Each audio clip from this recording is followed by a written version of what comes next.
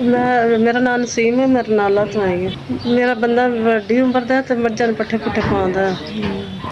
दो एक मेरी वड्डी धी ब्याह दित्ती ते जेह्ड़े छोटे ने दो बच्चे इस तरह दे न।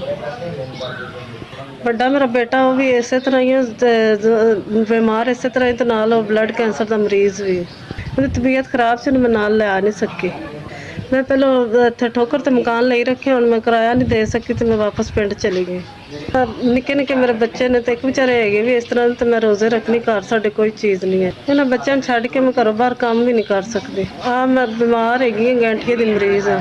मैं काम भी नहीं कर सकती, मतलब इस हाल दे नाल ते उठन बैठन दा भी कोई नहीं, घर कोई वसीया भी ऐसा नहीं हैगा कि जेड़ा कोई कमा के लियावे।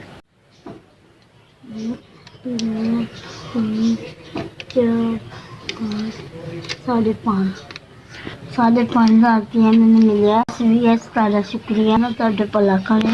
5500 की मदद मेरे तक पहुँचाई ना, नजरे बद बचाया। SVS तुहाडा शुक्रिया। SVS तुहाडा शुक्रिया। 5500 की मेरी बच्ची तुसीं मदद की। अल्लाह ने तो इस तो ज़्यादा देने, तंदुरुस्ती से।